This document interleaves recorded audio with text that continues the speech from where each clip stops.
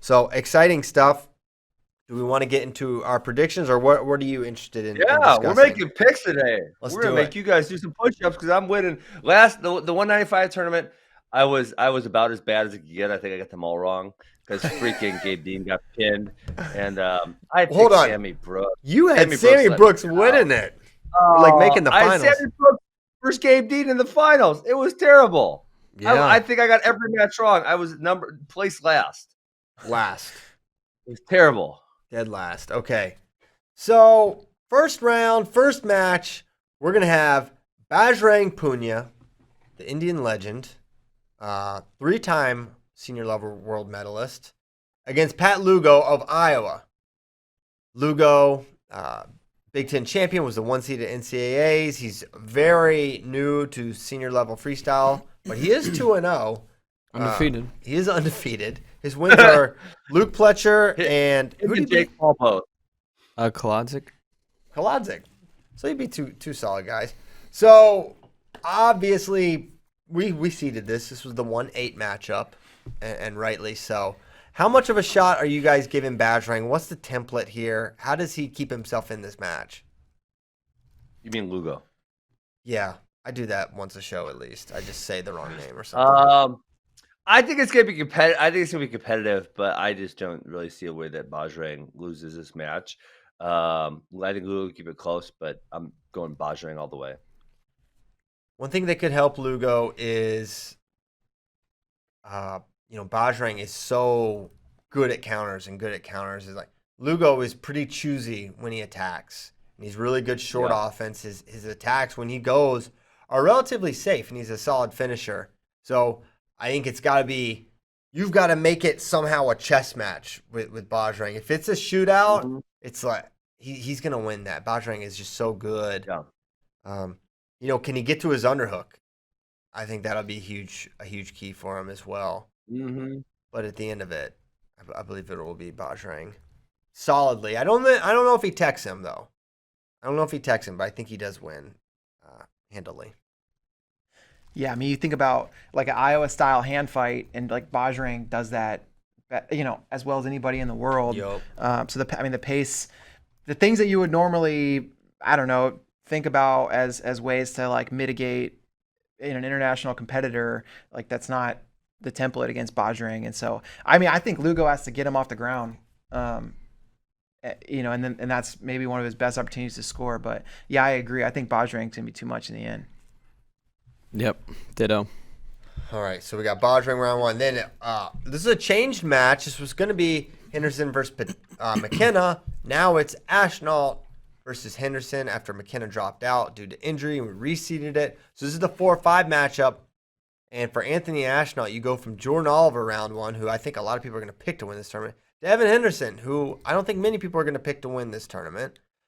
So for Ashnault, you got to feel like you're getting I don't want to say a gift, but you're in a lot better position than you were like a week or so ago. Who do you like in this match, Ben? I'm gonna go with Anthony Ashnault. I think he's gonna have a size advantage, and I was impressed with him at the 2019 trials. Obviously the injury, so I don't think we've seen him a whole bunch since then. But I'm going with Anthony. Have we seen him since then? Am I wrong? We haven't seen him much, right? He won Pan Am's. Yes, 70 right before. He was hitting roll through tilts like it was Team Diesel at Disney Duels, but it's okay. I remember, dude, I used to tear those matches up. I thought Marshall Peppermint was gonna be like a 4-time champ, just based on Disney Duels footage. Okay, listen. I think people are being a little dismissive of Henderson here. I think Henderson's counter offense, the stuff he can do when guys are on his legs, is really impressive. And Ashnault's a guy that's going to attack his dangerous side. Ashnault can also attack both sides really well. I think I'm still going to go with Ashnault, but I'm not writing off Evan Henderson in this match. I think he's got underrated offense. I think he's got excellent defense. And I don't think size will be a factor here, actually. I think they're both going to be well-sized. I mean, I think Evan's on the big side for 65, as is Ashnault. Not going to be a fun day when they get down to 65 scratch. I've got Ashnall. I think this is a barn burner. I think it's really tight. When JD Rader asked me for picks, he's writing a prediction article. I said Ashnault. I'm sticking with the Ashnault pick, but yeah, Evan Henderson is somebody that makes me as nervous about a pick as possible. And he's always been good, but one thing that he's improved since going to Cornell and working with Mike Gray is his ability to game plan for an opponent. And he said after the Echemendia match that he's like that Mike especially has like unlocked for him like some new elements of strategy and like game plan and just figuring out how to implement a game plan for an opponent without like that getting in his head. And so I don't know. He's one guy that I feel like has risen in like just my perception of him since he's gotten to Cornell. And so I'm very, very curious about this, but yeah, I do think Ashnault has a lot of different ways to score and I'm picking him. It's not to be mobbing. He, for what it's worth, he says he's going to tech Evan Henderson. Oh, So, He did? yeah, he said that. I love a little trash talk. On the interview Mike got with him yesterday. You can find those in the event hub for the thing. But yeah, he says he's going Nice. to tech him. well, there And you have it. who am I to go against Schnalte? He said even if Henderson goes up 8-0, he's going to tech him. All right. Wow. Boom. I- Wait, you so do should we all try. pick Ashnault? Everyone did, right? We all picked Ashnault. Okay. All right, here. This Hey, is. did you see the Alira's tweets? He is not happy with you gentlemen. Listen, I mean, we're What- going what off am I- what happened last year, so let's have a frank conversation about what happened. I was sounding the horn. I was all about it. I called this guy a title contender. The last thing I can be called is forgetful when it comes to Andrew Ramirez. It's just the facts are the facts. change it. Prove us wrong. Prove us wrong, please. Prove us wrong. I would love it. It would be great. I love Ramirez. I think he might, man. I do too. He It's didn't have possible. he didn't have the benefit of a redshirt year where he could have made those improvements. I mean, they rolled him out right away, and I don't know. I really think he's going to make a big jump this year, but I guess we'll find out.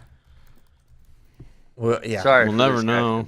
Very positive. No, good. I wanted to bring that up. I'm glad that you remembered. I'm glad you remembered, Ben. Okay, next one. This is a crazy one.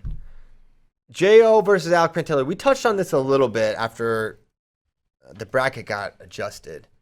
Man, Pantelio. I think there's I think there's two dark horses. I think there's three kind of safer picks that a lot of people think are going to win. It's Bajrang, Jo, and Green. Then I think there's two dark horses that I think are real threats to make a deep run, if not even win it. And it's Ashnault and Pantelio. And I do think that the worst matchup for Alec is probably Jordan. I think he'd match up better with Green and maybe even Bajrang. Maybe not.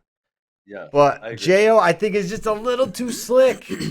A little too slick. I think in another spot in the bracket, maybe Pantelio goes on a run and someone takes out Jo and then he's the winner. But I just don't see it. I think Jo gets it done here. And I think the slickness versus the physicality. Here's the thing. Jo's really big and strong and fast too. So it's like a lot of Alec's biggest strengths are somewhat negated. And then you have maybe the best technician in the field. I don't know. Maybe. Jo. So I'm going Jo over Alec.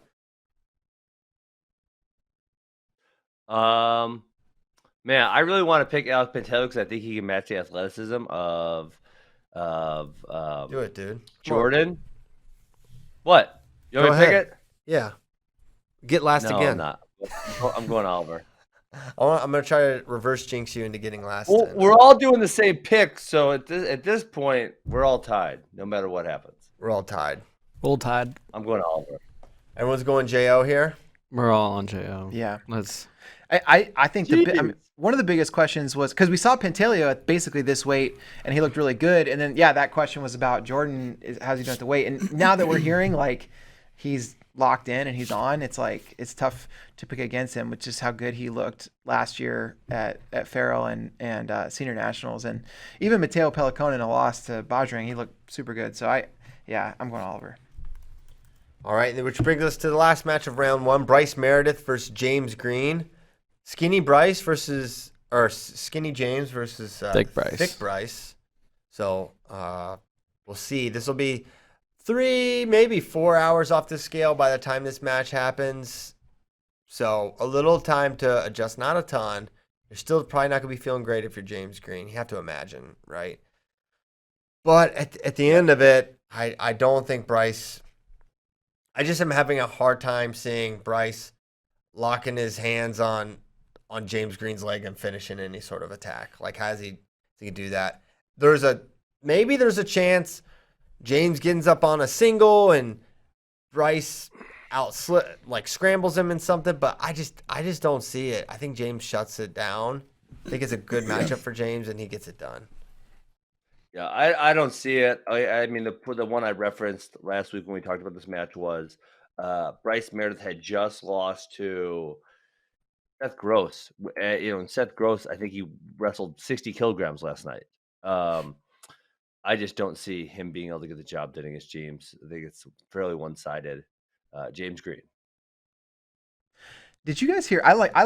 Yeah, James Green for sure. But I love Bryce's approach. Did you guys hear him on the Bader show? Compare this event to rodeo. He made this rodeo reference in classic Wyoming thing. Yeah, he's Wyoming. He's a big rodeo guy. Wyoming guy. He talked about how this is basically these bull riders and these dudes that show up at a rodeo. You're not guaranteed anything unless you saddle up this freaking, this bull. And that's the approach that he has to wrestling James Green. He's yeah, I mean, I'm showing up, I'm getting paid a little bit, but I don't, I'm going to embrace this as a massive challenge. And I know what I got to do to try to win the money. I just love that dude. He's fearless. I don't think he's going to win, but I love it as approach.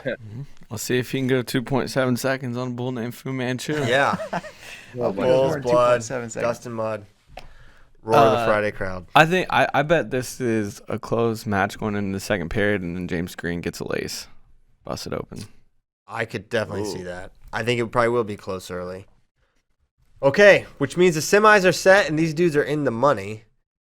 First, if you win a match, you guarantee $4,000 more minimum. But if you can't, you can see the payouts. You can read. But if you're listening in your car, but can they do math? Well, I can't. That's a great question. So I can't. So I'm relying on you guys to do this for me. Yeah, but the only math Bracky can do is blockchain crypto calculations. Yes, he's good at that. But other than that, it's a very specific mathematical mind. 25,000 to the winner, 15 second, 10 third, 5 to fourth, and $1,000 as your lovely parting gift if you go 0 and 1 here. So. A lot on the line here, more than just pride, a little bit of cash. So the first semi, Bajrang versus Ashnault, not a match I ever really considered until we created this field, and I just can't pick against Ashnault or against Bajrang, but deep down I really feel like Ashnault could surprise here and make this close. I think he's gonna score offensive points. I think he's gonna get. I think. His ankle pick is really good. I'm pretty sure that's one of the ways Jo took down Bajrang when they wrestled. Jo has 60 really reliable takedowns, but that was the one he used. And I think that's a good template to finish because it's a quick attack. It's relatively low risk, I would say, and you can finish it quickly. No funny business. You don't have to worry about the spin around and all the different stuff that Bajrang does well. So I could see Ashnault getting 2, but he's going to need... I mean, how many points do you think you need to beat Bajrang here? It's got to be. You got to have at least 8. 5. You say 8. I think 5. I think you have to have at least 5. 8's a really high number. You're basically. What did Ashnault? If Ashnault's talking trash about everyone, what did he say about Bajrang? I don't know. I haven't got to hear it yet. Because someone said in the chat that he said that Ashnault said James Green was scared of 74 kilograms. He did say that. He did say that. He said that on the Bader show last week. He's busting everybody up. He is. Yeah. He's indiscriminate in his trash talk. Yeah. Yeah. So yeah, he did say that, but yeah. All right. So I'm going Bajrang. I do think this is a little more competitive than maybe people will think, but I'm going with Puni. All right. I'm going for it. Let's go Chanel TB mobbing. I'm cheering all the way. You're going back to Let's back. go. All right, I love it. What? Give me the reason. Kind of envision how the match needs to go. You know what? I don't really have a good reason. If I'm gonna go by common logic, I would probably pick Bajrang. But it's one of those things, and like when you look at the NCAA brackets every year, you say, I know some 3 and 4 seeds are going to lose, but every one of these matchups I don't see it. It doesn't make sense. But it's good. But there is going to be a big upset somewhere in this field, so that's where I'm coming from. I'm going to go Anthony Ashnell over Bajrang Punia. Wow. So Askren's got Ashnault, David Bray. What are you thinking? I got Bajrang. I do think it will be close because I don't know, the guys who Ashnault struggle with in the past are like, well, he hasn't had that many freestyle results, so it's hard to say 100%. But that transition that James Green takedown to Lace, like that kind of a transition, I think poses like the biggest kind of a threat, and you don't see Bajrang do that kind of stuff too often. I think he has solid parterre offense, but it's not like this huge threat. This is another way, like Bajrang's very American. It's like it's takedowns, it's step outs. It's just like it's not like you're getting on this wizarded transitions or gut wrenches, right? Yeah. We got some guys that are good on top, but he's just doing it with neutral offense. Yeah, so that's where I think like Ashnault. I mean, man, going back and looking at Bajrang's results against Americans, he's beaten a whole lot of Americans, but so many of the matches have been very, very close. So it makes me think this is another close one. But I can't pick against Bajrang. I can't do it. I'm not gonna do it either. This will be a close match. He wrestles Americans really close. I thought Bracky would do it. I thought about it. I knew you thought about it. I think the Zane match was like 3-2. McKenna was 4-2 and tied late. Ashnault can keep this close and be within striking distance. I just don't know if he'll be able to finish the takedown or get the step out that he needs late to pull it out. In 2016, we had Molinaro made the team just basically out of nowhere, out of the 9. I feel like Ashnault has some of those sort of qualities. I feel like he's gonna be fearless when the trials come around. He's gonna be a massive underdog. I don't think anyone's gonna pick him. But I think he's one of those guys that's going to be in a lot of the matches. I think athletically, I think offensively, he has he's pretty unique in this field. So he's someone I feel like you just got to keep a side on him.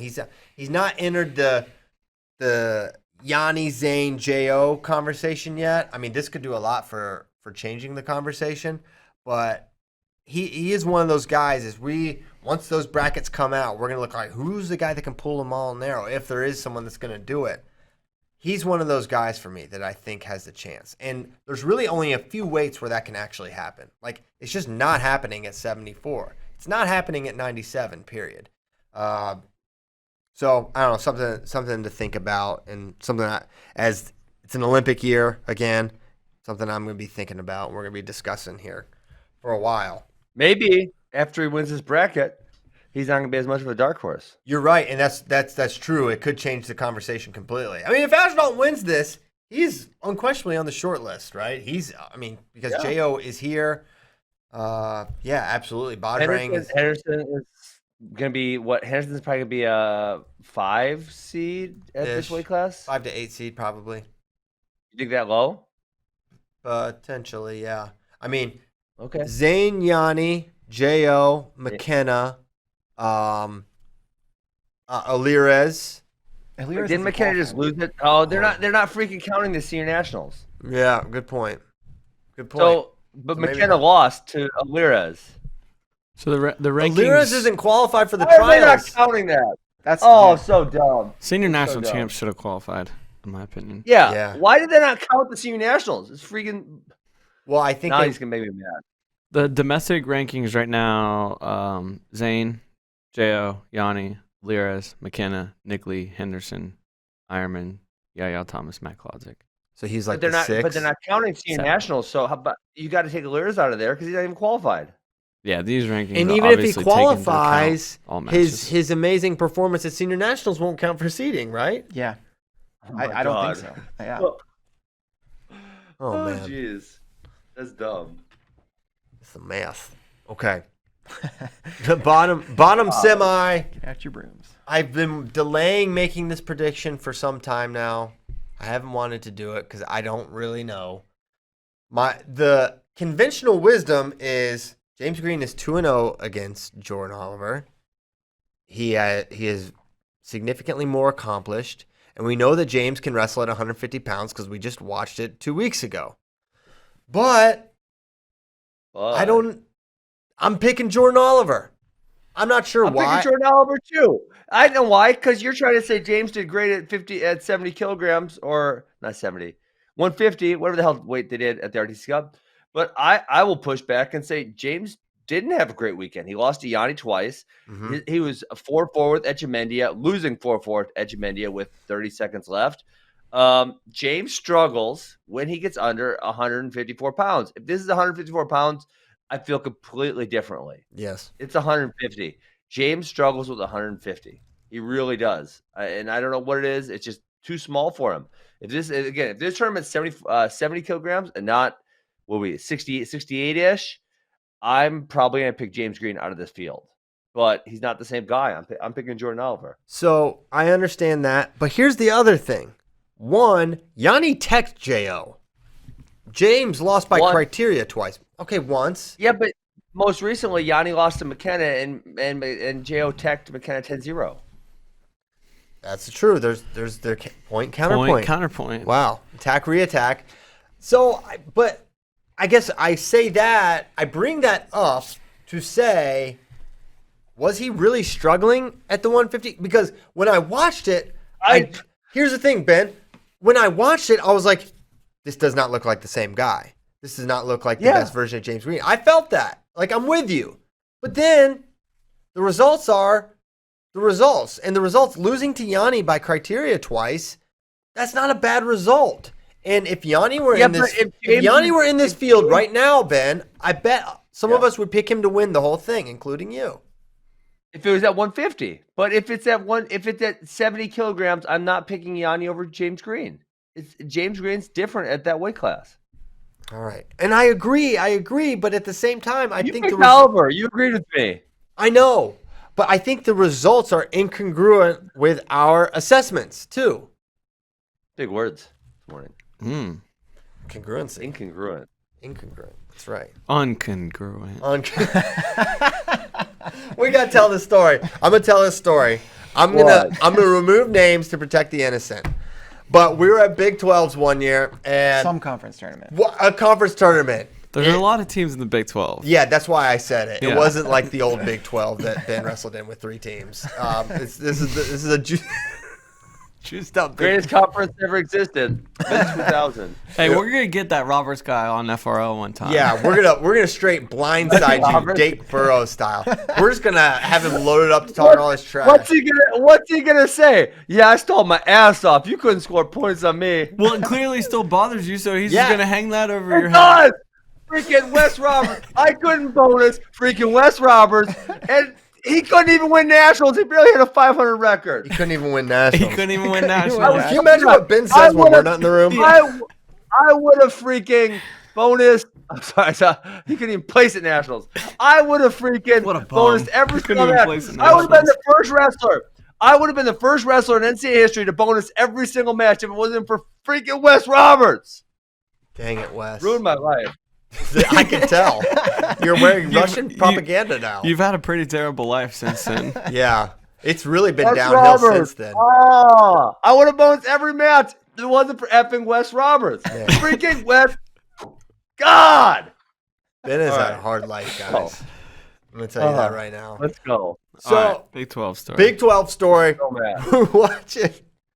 We're watching a match, and a coach is mad at a ref. And what was the? Oh yeah, someone else tell it. I'm struggling here. He was mad about edge stall calls, which, as we know, are very inconsistent, and you don't know what the ref's gonna do. And this is very quiet. It's in a wrestleback round. Most of the fans had left. I believe this was the year Oklahoma State put all 10 wrestlers in the finals. They did that. And they have a huge contingency there. So when the wrestlebacks were saying going on, it wasn't John Smith because they didn't have anyone in the wrestleback. All right, we're down to to 19 teams. Yeah, so it wasn't John Smith. And I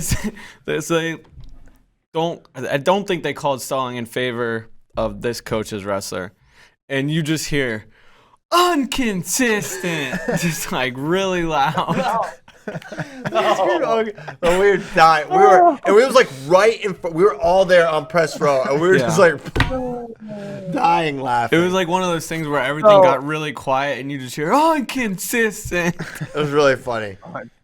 So is he one of the type of coaches that he could like laugh at himself over saying that, or would he like get mad at you if you make fun of him? I assume the best of everyone, and maybe could, but I just don't know him or her like that. I don't want to eliminate.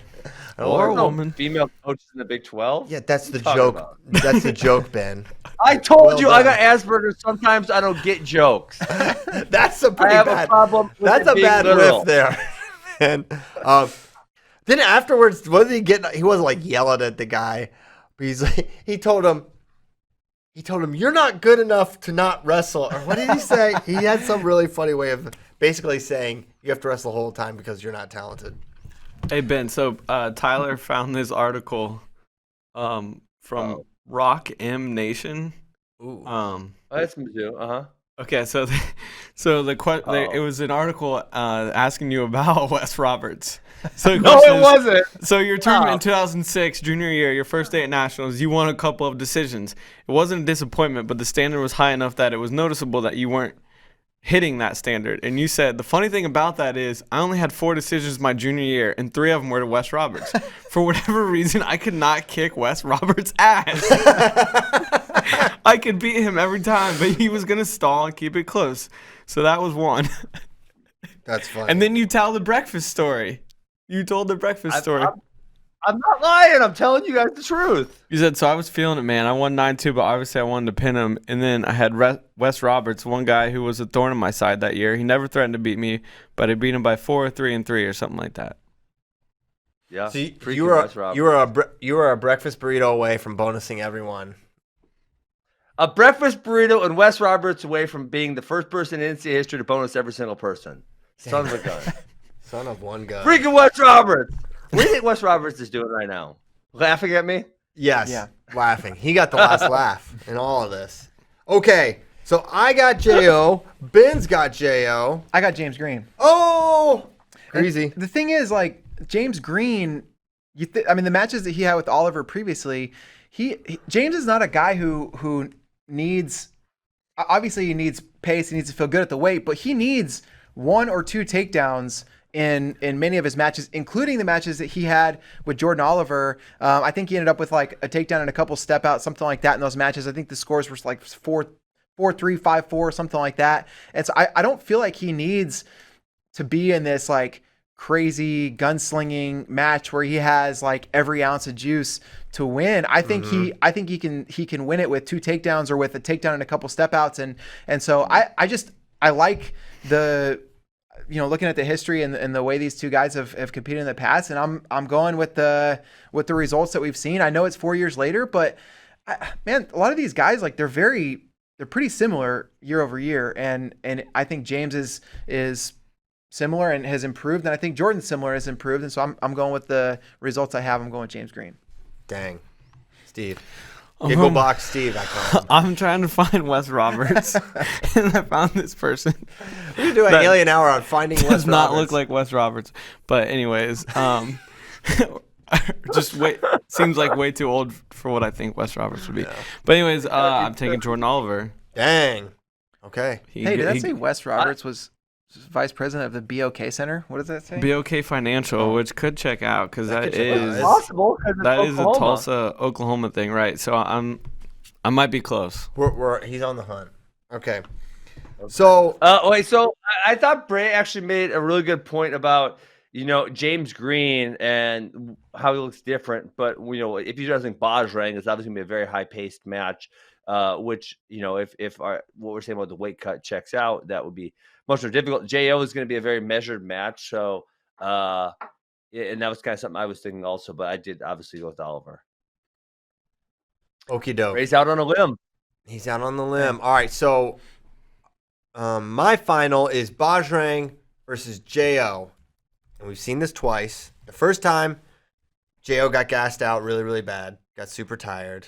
Might have been, I think it was his first time down at 65.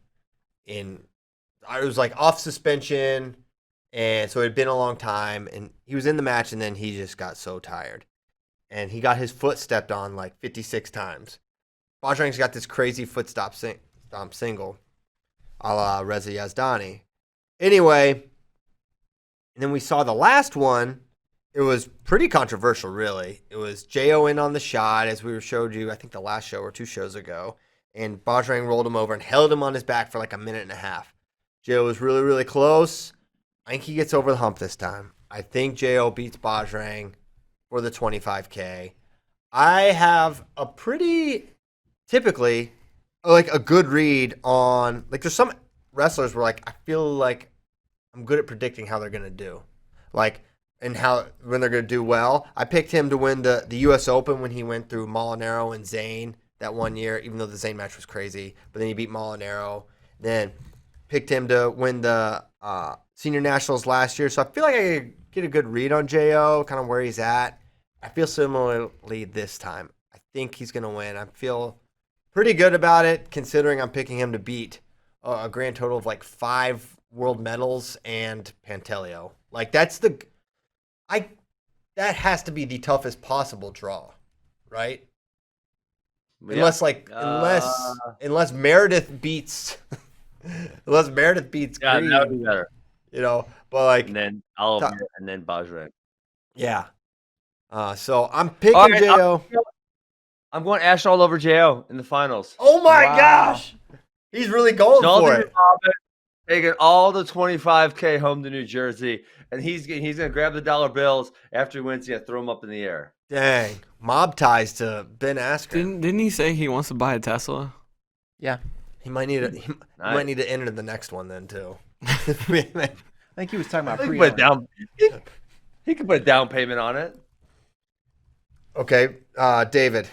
So I have Bajrang and Green in the finals, and this is a match like Ben alluded to, where I think Green would need every ounce of energy that he could possibly muster, and Bajrang's pace is just going to be insane. So I think it's a close match. I think Bajrang ends up getting the win, and so I've got Bajrang taking home the 25,000 and converting that into some other currency in India.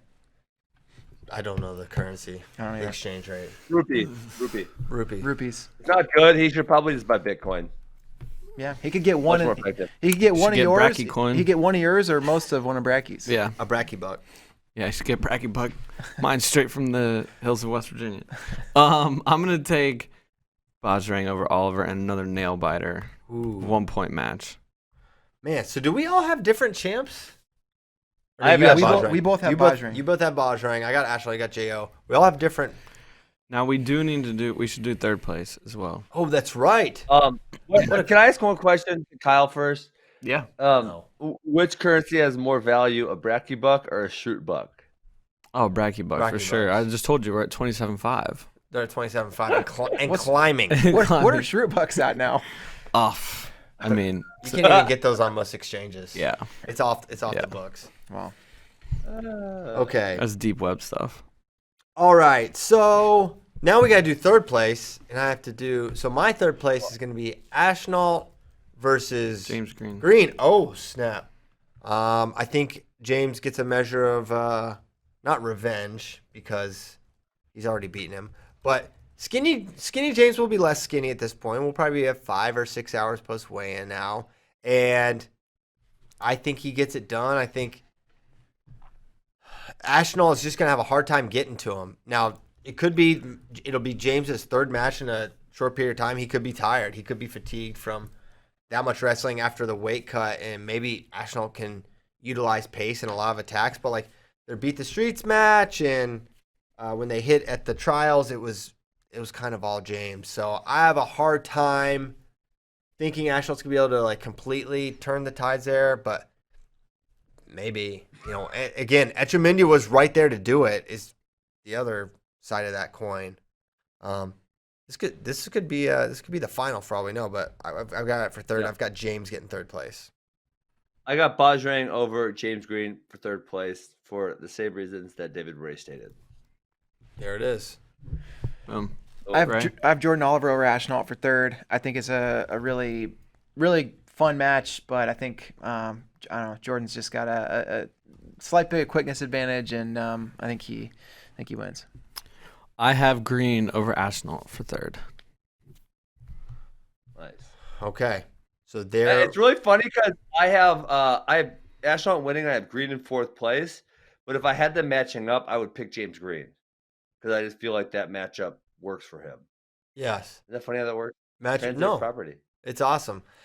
I think it's funny how I think we were almost identical in round one, and then we all took different paths afterwards. So All different. a lot of different opinions on this one. Going to be incredible night. Starts tomorrow at 7 p.m. Central, 8 Eastern. We're supposed to use Eastern times. East Coast bias here at Flow Sports. Forget even though them. We're here in Texas. Yeah.